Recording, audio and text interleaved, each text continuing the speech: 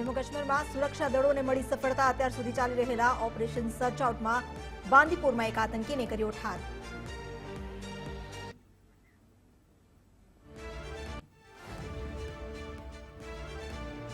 ઝારખંડમાં 4 નક્સલવાદીઓ ઠાર। ચાઈબાસાના ગુવામાં અથડામણ। સુરક્ષા દળો દ્વારા સર્ચ ઓપરેશન ચાલુ। હથિયાર નક્સલી સામગ્રી જપ્ત। નક્સલીઓનો ઝોનલ કમાન્ડર ઠાર।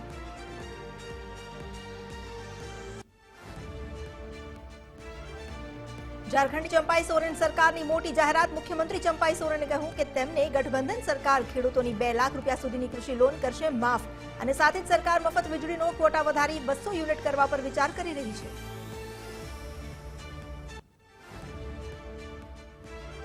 દિલ્હીમાં જળ સંકટને લઈને કેજરીવાલ સરકાર વિરુદ્ધ બીજેપીનું હલ્લાબોલ। જળ સંકટને લઈને કેજરીવાલ સરકારને ઘેરશે ભાજપ। રાજધાની દિલ્હીમાં કેજરીવાલ સરકારના વિરોધમાં 52 જગ્યાએ કરશે વિરોધ પ્રદર્શન।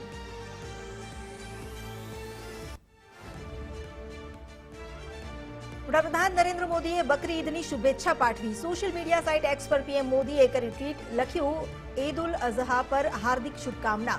આ વિશેષ અવસર આપણા સમાજમાં સંવાદિતા અને એકતાના બંધનને વધુ મજબૂત બનાવે।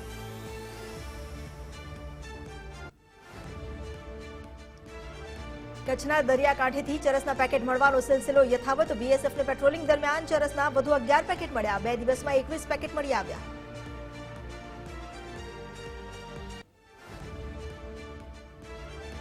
રાજ્યમાં 24 કલાકમાં 25 તાલુકામાં વરસ્યો વરસાદ। દ્વારકાના ખંભાળિયામાં 9.5 ઇંચ વરસાદ તો પોરબંદરમાં 3 ઇંચ વરસાદ। ભાણવડમાં 2.5 ઇંચ અને રાણાવાવમાં 1.5 ઇંચ વરસાદ પડ્યો। નખત્રાણામાં 1 ઇંચ વરસાદ નોંધાયો।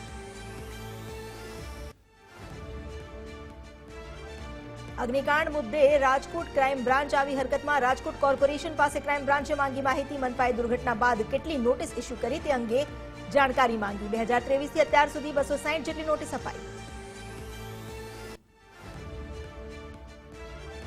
ગીર સોમનાથ જિલ્લામાં ગેરકાયદે દબાણ પર તંત્રની કાર્યવાહી। જિલ્લા કલેક્ટર દિગ્વિજયસિંહ જાડેજાએ કરી કડક કાર્યવાહી। વેરાવળ તાલાલાના ધોરી માર્ગ પરથી ધાર્મિક દબાણ દૂર કરાયા।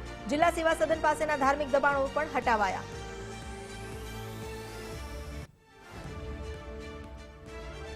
ઇક્વાડોરમાં ભારે વરસાદથી ભૂસ્ખલન। બાનોસ ડી અગુઆ સાન્તામાં ભૂસ્ખલન થતા રાહત અને બચાવ કામગીરી પૂરજોશમાં। મધ્ય અને દક્ષિણ અમેરિકામાં ભારે વરસાદ। અલ સાલ્વાડોરમાં પણ રેડ એલર્ટ જાહેર।